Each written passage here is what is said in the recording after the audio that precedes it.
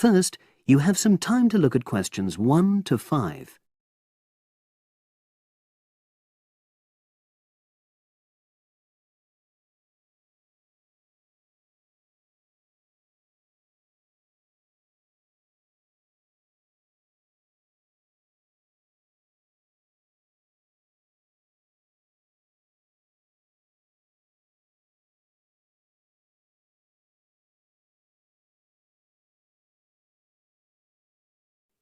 Now we shall begin. You should answer the questions as you listen, because you will not hear the recording a second time.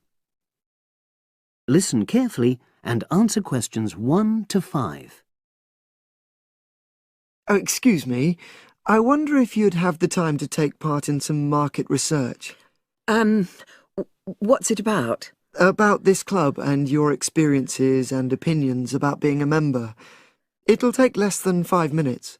Oh, OK then, as long as it's quick. Can I start by taking your name?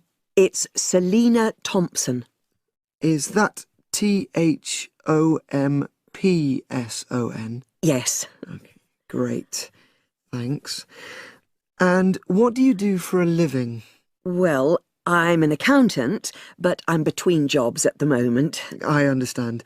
But that's the job I'll put down on the form. And would you mind my asking which age group you fall into? Below 30, 31 to 50, and above? Over 50, I think we can safely say. Great, thanks. And which type of membership do you have? Sorry, I'm not sure what you mean. Do you mean how long? No, is it a single-person membership? Oh, right, no, it's a family membership. Thanks. And how long have you been a member? Ooh, let me see. I was certainly here 5 years ago, and it was probably 2 to 3 years more than that. Shall I put down 8? Oh, I remember now. It's 9, definitely. Sorry. No problem. I've got that. And the last question in this first part is, what brought you to the club? Sorry? How did you find out about the club? Did you see any ads? Well, I did actually, but I have to say I wasn't really attracted to the club because of that. It was through word of mouth. So you were recommended by a friend? Actually, my doctor. I'd been suffering from high blood pressure, and he said the club was very supportive of people with that condition, so I signed up. Great, thanks. Before you hear the rest of the conversation, you have some time to look at questions 6 to 10.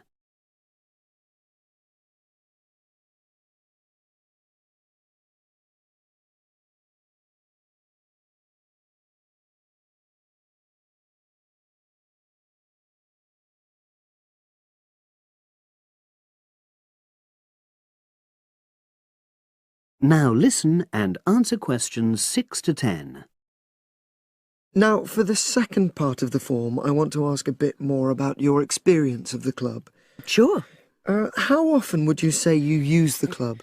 It varies enormously, depending on how busy I am. Of course. But on average, per month? I'd say it averages out at twice a week. OK, so 8 on average. Yeah, and 4 of those are aqua aerobics classes. That leads me to the next question. Would you say the swimming pool is the facility you make most use of? Fair to say that, yep. Right, thanks. And are there any facilities you don't use? One area I realise I've never used is the tennis courts. And there's one simple reason for that. You don't play tennis? Actually, I'm not bad at it. Oh. It's that I'm not happy having to pay extra for that privilege. Oh, right. I've made a note of that. Thanks. Now, in the last section, are there any suggestions or recommendations you have for improvements to the club? Only about health and fitness? Anything at all? Well, I'd like to see more social events. It isn't just a question of getting together for games or classes, but other things, you know. Yes, sure. And another thing that I was thinking when I had my yoga class in the gym last night we were all sweltering in the heat, was that I think they should put in, or, Air conditioning. That's exactly what I mean. The rooms are really light and well designed, but they do need proper installations. Sure. Well, I've made a note of that. Good. So, is there anything else you'd like to suggest? About quality of service, for example? Oh, everyone's very nice here. They couldn't be more friendly and helpful. Oh, but I tell you what, it's a shame the restaurant isn't open in the evening on Saturday, and Sunday as well, for that matter. Oh. So the club should... open it later on those days. OK. Well, thank you very much. That's all the questions I have.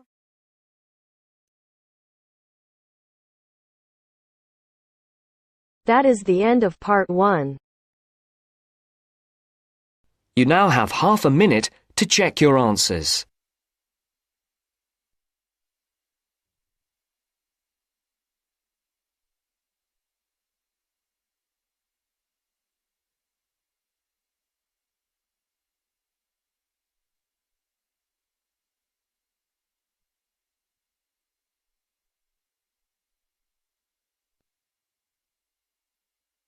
Now turns to part 2. Part 2. You will hear part of a podcast for visitors to the popular holiday region called the Treloar Valley. First, you have some time to look at questions 11 to 14.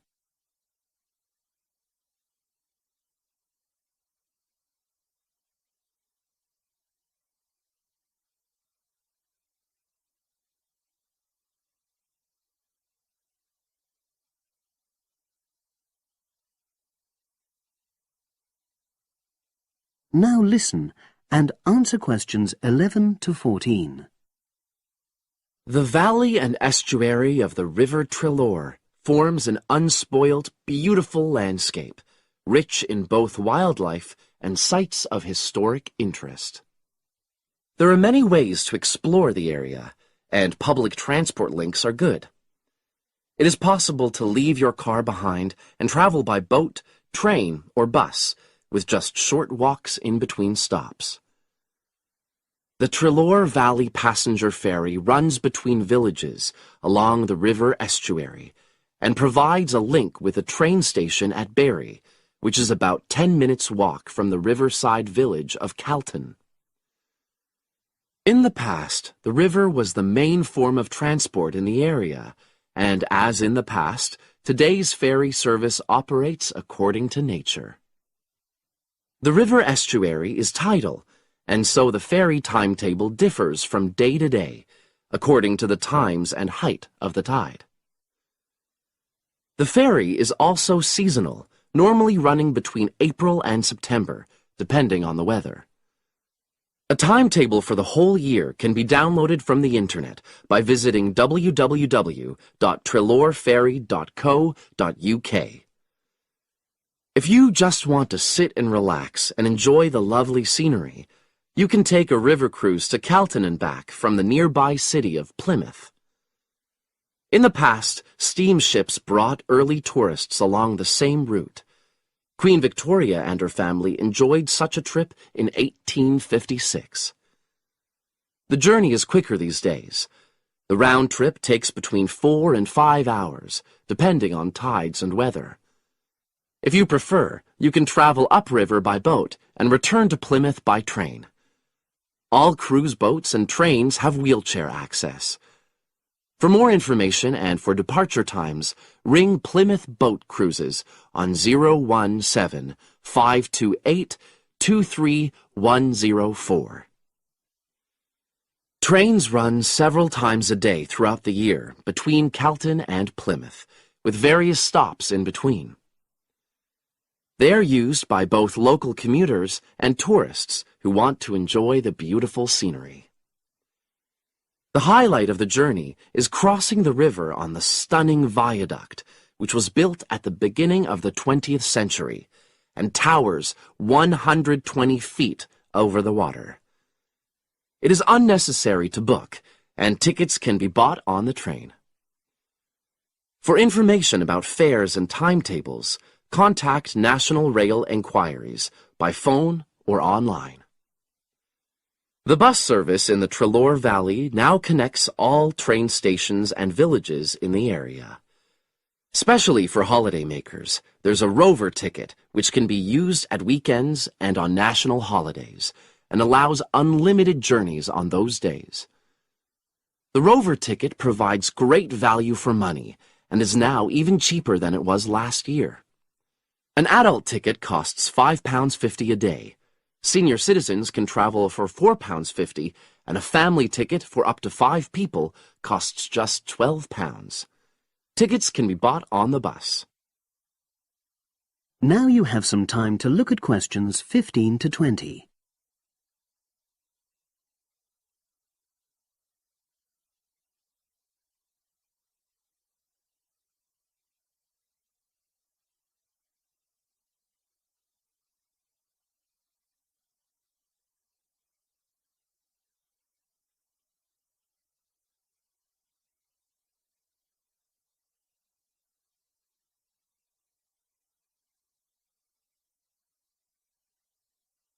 Now listen and answer questions 15 to 20. At the center of the Treloar Estuary area is the historic riverside village of Kelton. The main road comes into the village from the south, and for those of you who are arriving by bus, it turns left just before the bridge and stops in the lay-by on the left-hand side. From there, it's just a short walk to Kelton's various attractions. If you're arriving by car, you have to leave it in the main car park. Go over the bridge and take the first turning on the right. Then go on until you come to the end of that road. It's the only place to park in Kelton, but there's no charge. If you're interested in local history, there's a museum in Kelton with farming, fishing, and household implements from the late 19th century. As you come in from the south, cross the river and go straight on the same road until you reach the end. Also, on the subject of history, you can go and see the old mill, which has recently been renovated and put back into use. Turn left before you come to the bridge. Then go straight on and then take the first turning on the right. This leads straight there. If you're interested in arts and crafts, there's a potter's studio where you can watch the artist at work. After crossing the bridge, turn left, and it's the second building on the left. Finally, when you feel in need of refreshments, there's a cafe opposite the old boathouse and a picnic area near the mill.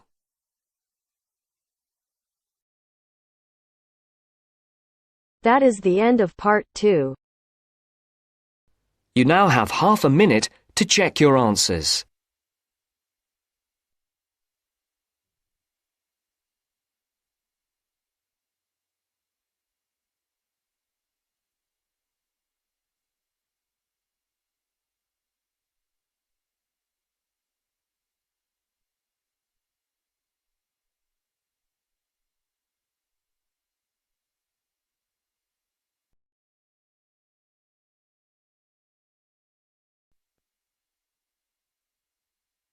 Now turns to part 3. Part 3.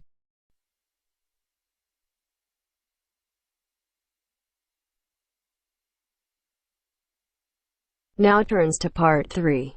Part 3.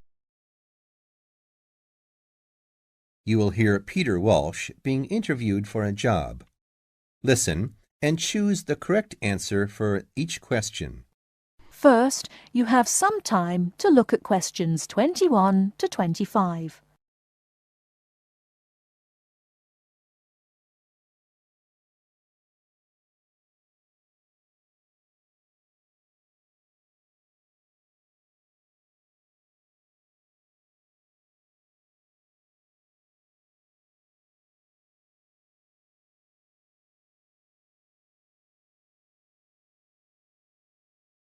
Now, listen carefully and answer questions 21 to 25. Joanne! Hi, you must be Rob. Nice to meet you. So, I hear you're planning to visit Australia. Yeah, and I really wanted to talk to you because I was thinking of spending some time in Darwin, and my sister told me you're from there. That's right. So, tell me about it. Well, where shall I start? Well, Darwin's in what they call the top end, because it's right up at the northern end of Australia, and it's quite different from the rest of Australia in terms of cultural influences. In fact, it's nearer to Jakarta in Indonesia than it is to Sydney, so you get a very strong Asian influence there. That means we get lots of tourists. People from other parts of Australia are attracted by this sort of international cosmopolitan image. And as well as that, we've got the same laid-back atmosphere you get all over Australia. Probably more so, if anything, because of the climate. But what a lot of the tourists don't realize until they get there is that the city's also got a very young population. The average age is just 29, and this makes the whole place very buzzy. Some people think that there might not be that much going on as far as art, music, dancing, and so on are concerned, because it's so remote. I mean, we don't really get things like theater and opera in the same way as cities down in the south, like Sydney, for example, because of the transport expenses. But in fact, what happens is that we just do it ourselves. Lots of people play music, classical as well as pop, and there are things like artist groups and writers groups and dance classes. Everyone does something. We don't just sit and watch other people. You said it's very international. Yeah, they say there are over 70 different nationalities in Darwin. For instance, there's been a Chinese population there for over 100 years. We've even got a Chinese temple. It was built way back in 1887, but when a very bad storm, a cyclone in fact, hit Darwin in the 1970s, it was almost completely destroyed. The only parts of the temple that survived were part of the altars and the stone lions, but after the storm, they reconstructed it using modern materials. It's still used as a religious center today, but it's open to tourists too, and it's definitely worth going to see it. Oh, and as far as getting around goes, you'll see the places that advertise bicycles for hire, but I wouldn't recommend it. A lot of the year, it's just so hot and humid. Some tourists think it'll be fine because there's not much in the way of hills and the traffic's quite light compared with some places, but believe me, you're better off with public transport. It's fine and not expensive. Or you can hire a car, but it's not really worth it. What's the swimming like? Well, there are some good beaches, but the trouble is that there's this nasty creature called the box jellyfish, and if it stings you, you're in bad trouble. So you have to be very careful most of the year, especially in the winter months. You can wear a lycra suit to cover your arms and legs, but I wouldn't like to risk it even so, personally. And there are the saltwater crocodiles, too. I mean, I don't want to put you off. There are protected swimming areas netted off where you'll be safe from jellyfish and crocs, or there are the public swimming pools. They're fine, of course. Before you hear the rest of the talk, you have some time to look at questions 26 to 30.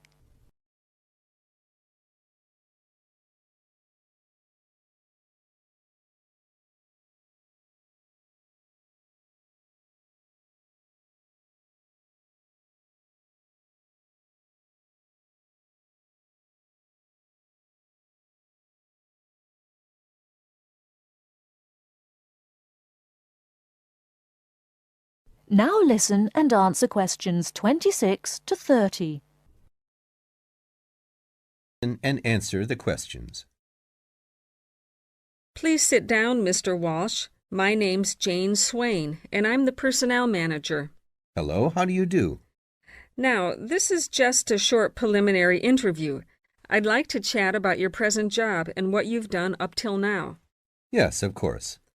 Well, could you tell me how long you've had your present position in Weston's? It is Weston's, isn't it? Yes, that's right. I am not sure. Let's see. I left university in 2005. Is that right? Yes, 2005. Then I was unemployed for about 3 months, and then I traveled round America for a few months. So, yes, it must be about 3 years now, in fact. Yes. And have you any particular reason for wanting to change jobs? I mean, why do you want to move? Well, I actually like my present job and still find it interesting and stimulating. The salary's okay, so it's nothing to do with money, though you can always do with more. I suppose the thing is that I'm really very ambitious and keen to get promoted, so that's the real reason. You say you like your job. Can you tell me what aspect you like most? Oh, my dear, that's difficult. There are so many things. The other people are great. There's a good cooperative atmosphere. I mean, among the staff, and compared to other companies, the conditions are great. I mean, the office itself and the working conditions. And then there's the fact that they give me lots of room for initiative and let me make decisions.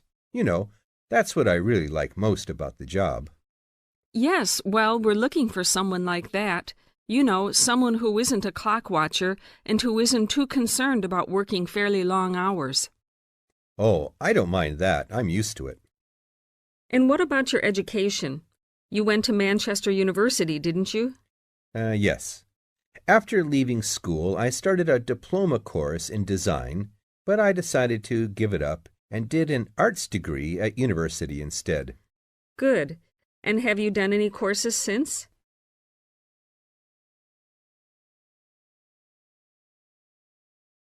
That is the end of part 3. You now have half a minute to check your answers.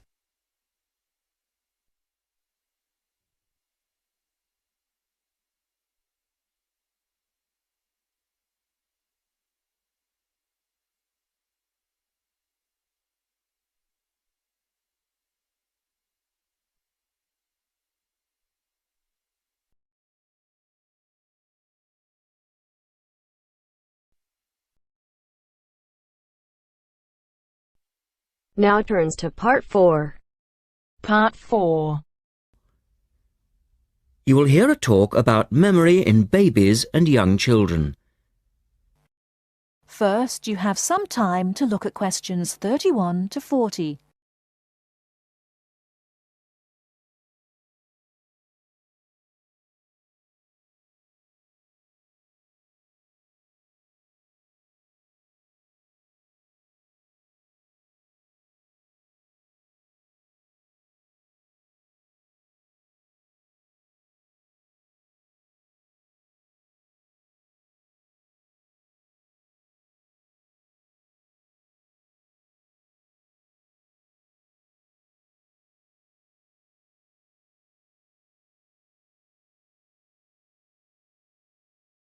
Now listen carefully and answer questions 31 to 40. We're going to look today at some experiments that have been done on memory in babies and young children. Our memories, it's true to say, work very differently, depending upon whether we are very old, very young, or somewhere in the middle. But when exactly do we start to remember things? And how much can we recall? One of the first questions that we might ask is, do babies have any kind of episodic memory? Can they remember particular events? Obviously, we can't ask them, so how do we find out? Well, one experiment that's been used has produced some interesting results. It's quite simple and involves a baby in its cot, a colourful mobile, and a piece of string. It works like this. If you suspend the mobile above the cot and connect the baby's foot to it with the string, the mobile will move every time the baby kicks. Now you can allow time for the baby to learn what happens and enjoy the activity. Then you remove the mobile for a time and reintroduce it sometime from 1 to 14 days later. If you look at this table of results, at the top 2 rows, you can see that what is observed shows that 2-month-old babies can remember the trick for up to 2 days and 3-month-old babies for up to a fortnight. And although babies trained on one mobile will respond only if you use the familiar mobile, if you train them on a variety of colours and designs, they will happily respond to each one in turn. Now, looking at the third row on the table, you will see that when they learn to speak, babies as young as 21 months demonstrate an ability to remember events which happened several weeks earlier. And by the time they are 2, some children's memories will stretch back over 6 months, though their recall will be random, with little distinction between key events and trivial ones. And very few of these memories, if any, will survive into later life. So, we can conclude from this that even very tiny babies are capable of grasping and remembering a concept. So, how is it that young infants can suddenly remember for a considerably longer period of time? Well, one theory accounting for all of this, and this relates to the next question we might ask, is that memory develops with language. Very young children with limited vocabularies are not good at organizing their thoughts. Though they may be capable of storing memories, do they have the ability to retrieve them? One expert has suggested an analogy with books on a library shelf. With infants, he says, it's as if early books are hard to find because they were acquired before the cataloguing system was developed. But even older children forget far more quickly than adults do. In another experiment, several 6-year-olds, 9-year-olds and adults were shown a staged incident. In other words, they all watched what they thought was a natural sequence of events. The incident went like this. A lecture, which they were listening to, was suddenly interrupted by something accidentally overturning. In this case, it was a slide projector. To add a third stage, and make the recall more demanding, this accident was then followed by an argument. In a memory test the following day, the adults and the 9-year-olds scored an average 70%, and the 6-year-olds did only slightly worse. In a retest 5 months later, the pattern was very different. The adults' memory recall hadn't changed, but the 9-year-olds had slipped to less than 60%, and the 6-year-olds could manage little better than 40% recall. In similar experiments with numbers, digit span is shown to vary. That is the end of part 4. You now have half a minute to check your answers.